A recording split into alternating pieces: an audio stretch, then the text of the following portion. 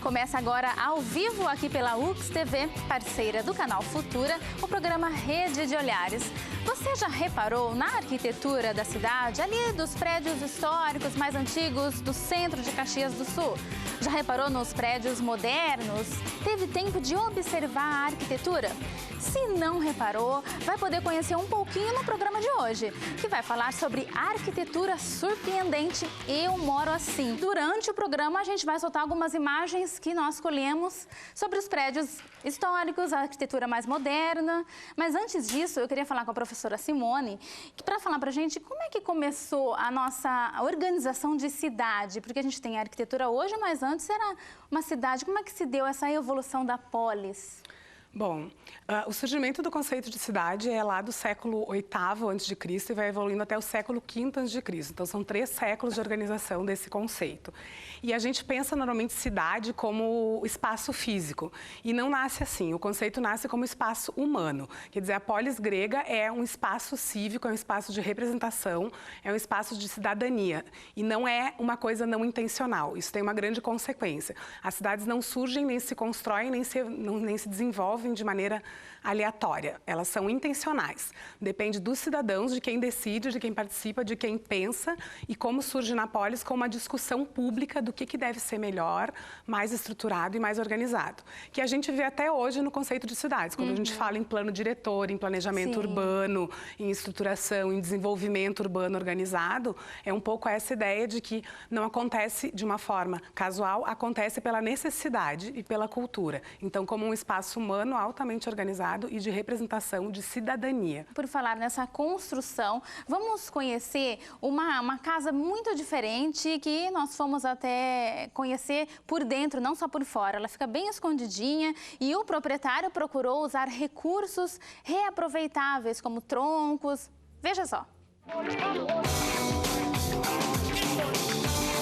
O que eu mais gosto é o mirantezinho lá em cima, mas que a gente acaba, em função dos filhos, assim, e da correria do dia a dia e tal, a gente acaba não aproveitando tanto. Raramente a gente sobe lá para tomar um chimarrão, mas é um lugar que eu gosto, assim, porque quase que imita uma montanha ou a copa de uma árvore, né, que tu sobe e fica olhando para todos os lados, assim. Eu gosto de olhar para fora, né, de estar em casa, mas podendo ver mato ao redor, ver o verde, ver o céu e tal. E, em segundo lugar, e não menos importante, a claridade, a obtenção de claridade dentro da casa, né? Porque a gente sabe que os recursos naturais, a energia elétrica, tudo isso com o tempo vai ficar difícil cada vez mais, né? Então, acho que as casas já têm que ser pensadas dessa maneira de aproveitar mais a luz natural. Bom, a ponte, a pinguela, né, que era para ser a entrada da casa, foi assim a parte que ficou...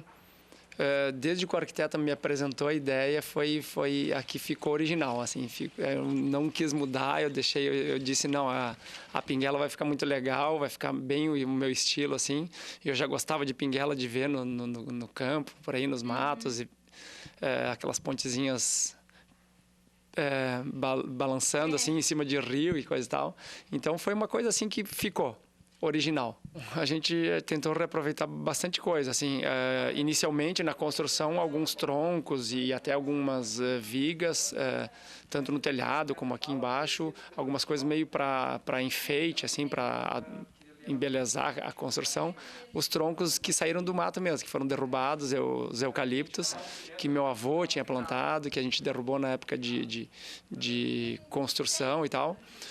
Eu aproveitei na construção, né, para trazer um pouco mais de madeira para dentro de casa, que eu adoro. A mesa principal da cozinha ali é de uma ponte que eu peguei de um tio, de um primo, que atravessava o rio, um dos afluentes do Pinhal aqui, né? Então, tinha a pontezinha lá e ele ia tirar a ponte, iam cobrir o arroiozinho. E eu acabei aproveitando tanto as madeiras que foram para pinguela, as tábuas que eram da ponte, e as toras, os troncos, eu reaproveitei. Eu acho que o reaproveitamento, aquela coisa de elaborar melhor as ideias, e as ideias vão mudando, mas eu acho que tem que ser tudo pensando em como utilizar melhor, mas utilizar de uma maneira sustentável, né? Não só explorar a natureza, não só tirar da natureza, mas tentar entrar em harmonia com a natureza para que a gente consiga fazer casas mais elaboradas, mais bem pensadas, assim, mais inteligentes. É isso aí, essa é a casa do Jean. Paulo Bertucci, essa é a ideia. O que você considera de arquitetura surpreendente? É aquela que utiliza os recursos naturais, aproveitar um pouquinho a luz do sol? O que é surpreendente na arquitetura para você? Bem, eu acho sim que o conceito de surpresa está diretamente ligado à não expectativa. Ou seja, tu chega num ambiente com uma ideia e ao te defrontar com aquele cenário, tu te surpreende. Então, acho que esse é o conceito de surpresa.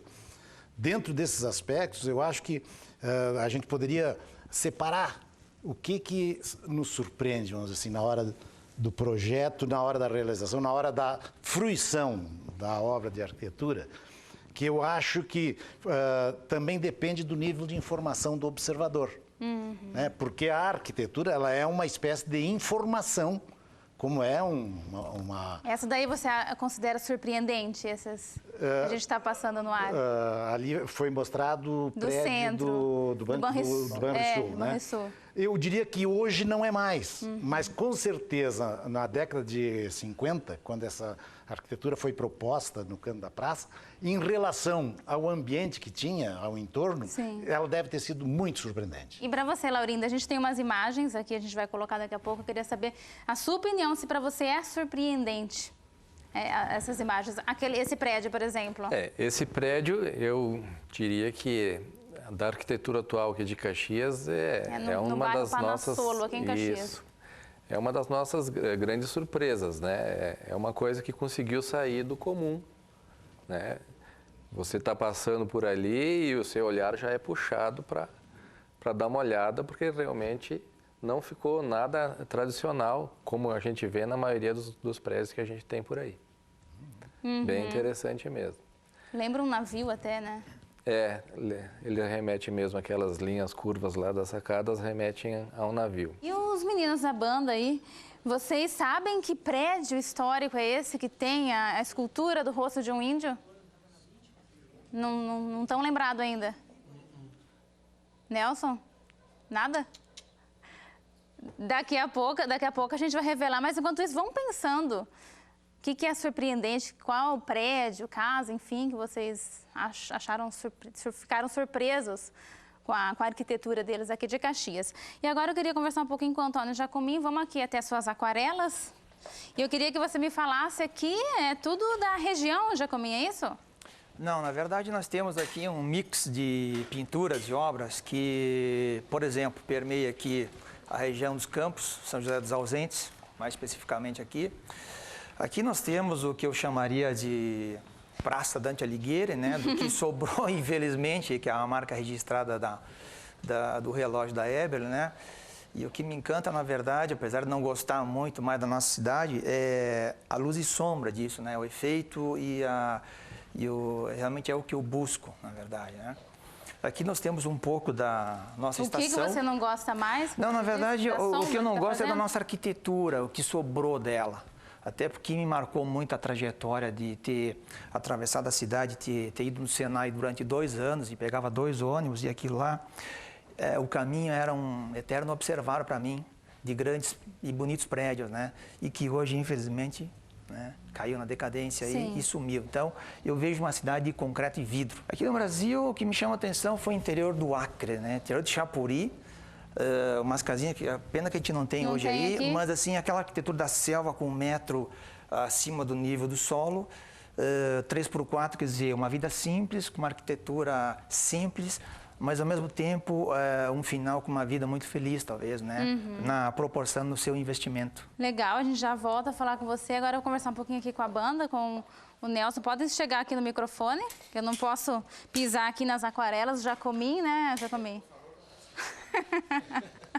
Beleza. E vocês, o que vocês gostam, assim, de observar a arquitetura? Gostam dos prédios históricos, os antigos ali do centro de Caxias? Olha, eu vou dizer o seguinte, Quando entrei na universidade, eu entrei no curso de arquitetura. Eu fiz 2 anos de arquitetura, né, no Campus 8. Ah, você fez? Fiz, mas eu acabei desistindo pela pressão. O negócio é complicado. Eu admiro muito quem consegue se formar e seguir nessa área. Olha, Caxias do Sul até não tem tantos prédios históricos assim. Um prédio que me chama muita atenção é aquele prédio que tem as musas, que fica ali na praça, que tem as estátuas, enfim. Que às vezes até eles descaracterizam os prédios com as pinturas, fazem uma nova pintura e descaracterizam o que foi, na verdade, idealizado pelo arquiteto.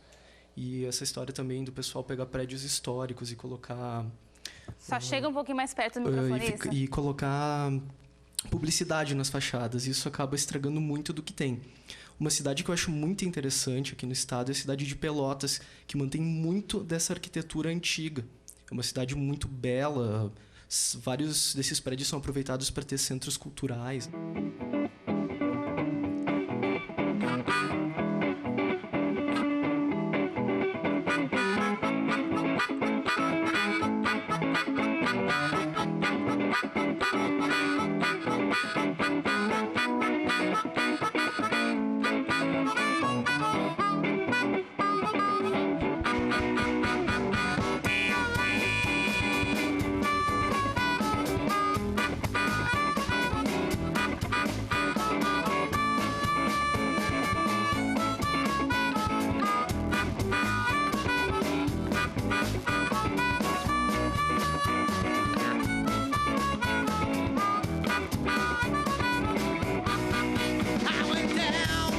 crossroads, fell down on my knee.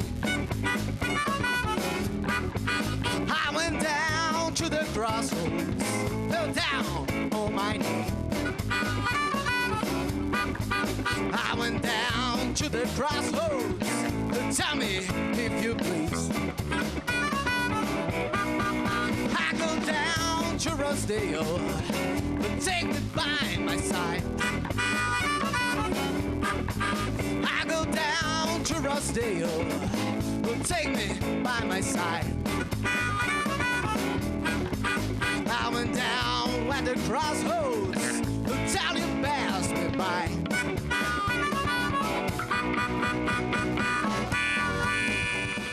No bloco anterior, eu tinha perguntado se alguém se lembrava aí de casa, ou até aqui os nossos convidados, que prédio que é que tem esculpido o rosto de um índio. Aqui ninguém acertou, que é esse daí que a gente está vendo na tela. Mas a dona Maria de Lourdes Mussói, do bairro Pio X, ela acertou. Ela disse que esse prédio fica ali na Pio X, ela disse que esse prédio fica ali na Júlio, que é o antigo cinema, era o Cinema Guarani, por isso que tem essa figura do rosto do índio.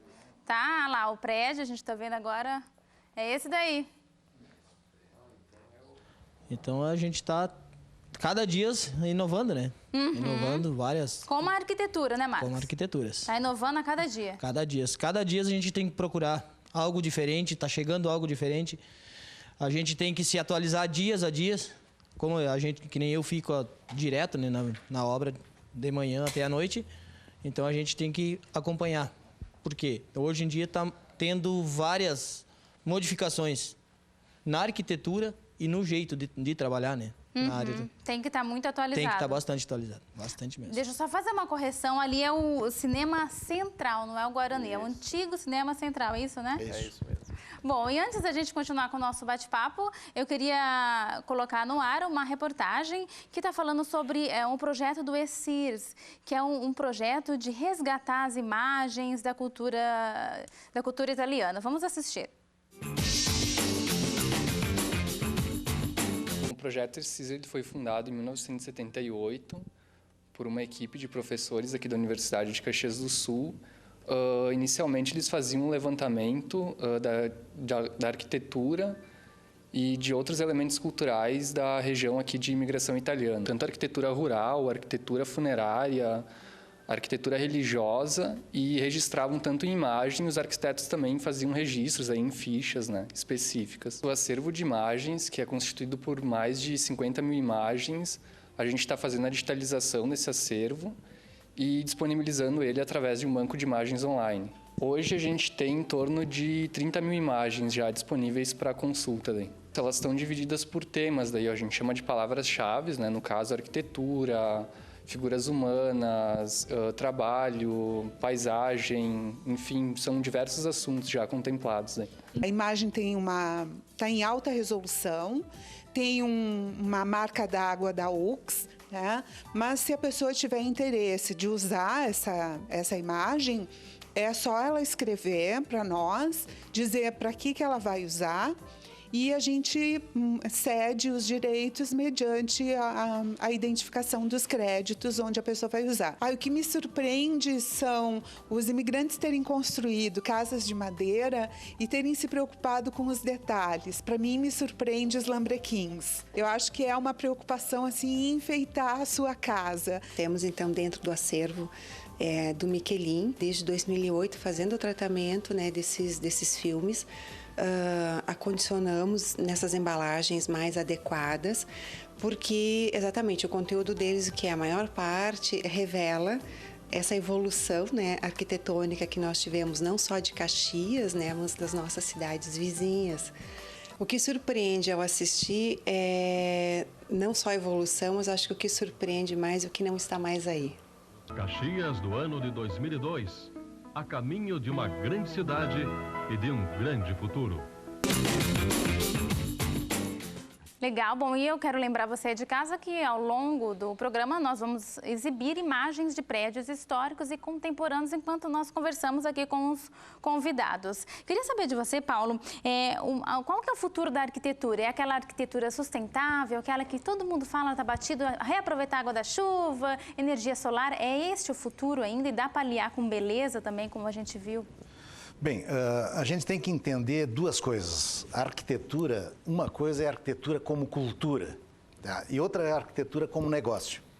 Então eu diria assim, a arquitetura como cultura, ela leva em conta o meio ambiente, ela leva em conta as razões históricas, ela leva em conta as fontes naturais, etc, etc, etc. Isso tudo está muito distante do 99% da arquitetura que se faz. Porque a arquitetura que se faz, nós somos uma sociedade capitalista e quem promove a construção da cidade, promove a ocupação do território, são as grandes empresas. E para você, como que você analisa? Quer dizer que então a arquitetura não dá para ser sustentável? Não, eu não concordo com essa afirmação. Veja bem, hoje, principalmente no ramo que eu trabalho atualmente, né, que é o projeto de prédios mais populares, a maioria desses prédios hoje tem como órgão financiador a Caixa Econômica Federal, o governo federal. E para a gente conseguir fazer isso, existe muita exigência no sentido da sustentabilidade, da acessibilidade e de se conseguir viabilizar, por fim, o empreendimento a um custo baixo. Então, o Bertucci acabou de falar na questão da energia solar, por exemplo. Hoje, a Caixa já está exigindo para uma certa faixa de empreendimentos que aquele empreendimento seja feito com energia solar, auxiliando ao aquecimento da água junto com a energia elétrica ou com o gás. Hoje tem bem coisas bastante avançadas, bastante... Olha a sofisticação desse aí, Marcos. Então, a princípio, hoje, o que a gente diz? A princípio, os projetos hoje em dia são bastante avançados, em questão de antigamente. E para nós que trabalhamos dia a dia na obra, surpreende todos os dias. Pela questão de variável, em troca de projeto, detalhes, mínimos detalhes que talvez para um engenheiro ou um arquiteto que faça é um negócio mais simples, mas para nós que temos construindo com a mão na massa da outra, vamos dizer assim, se torna mais surpreendente. É um desafio. É um desafio. E, professora Simone, o crescimento das cidades tem como surpreender também, levando pelo esse lado da arquitetura? Na verdade, o que me surpreende, né, ouvindo os nossos colegas aqui, é que não é o resultado das obras arquitetônicas, né, mas é o pressuposto que está por trás. Então, eu comecei dizendo que conceito de cidade trazia a ideia do simbolismo e da representação de uma cultura.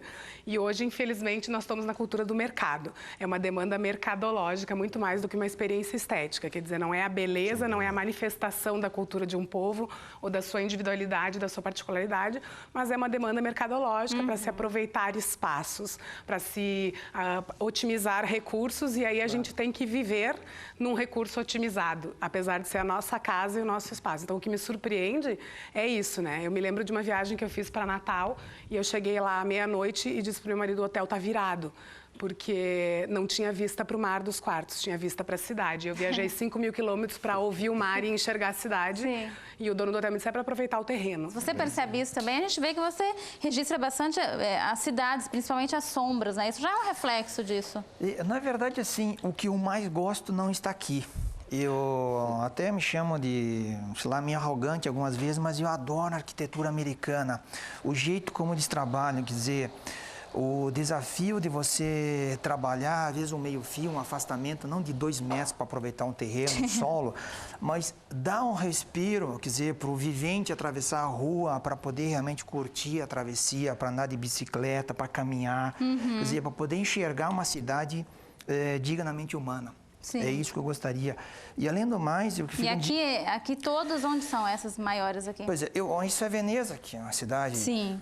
Sem comentários. Isso aqui é Avenida Ipiranga com Santa Efigênia, em São Paulo. Isso aqui foi uma observação nessas viagens que a gente fez com o Nivaldo no ano passado e retrasado. Essa daqui, essa segunda aqui? Essa segunda aqui, na verdade, eu observava o comportamento do sol de manhã. Ipiranga com São João. E com Santa Efigênia. Ah, com Santa Efigênia. Então, pela manhã tinha uma sombra, pela tarde outra, enfim. Então, esse olhar de observador realmente sempre me encantou.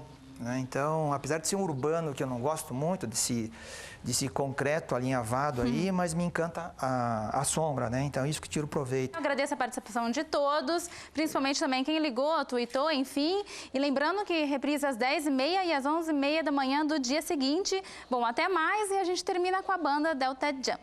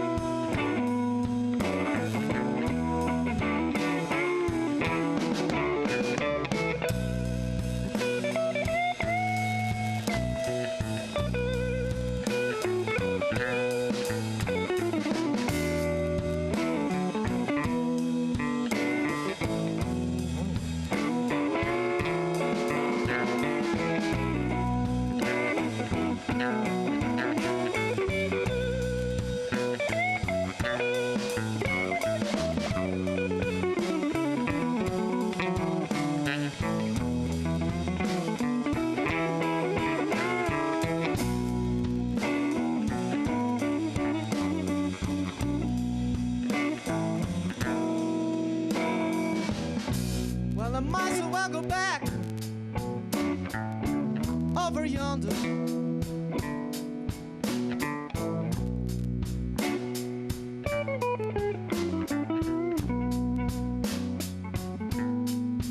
Well, I might as well go back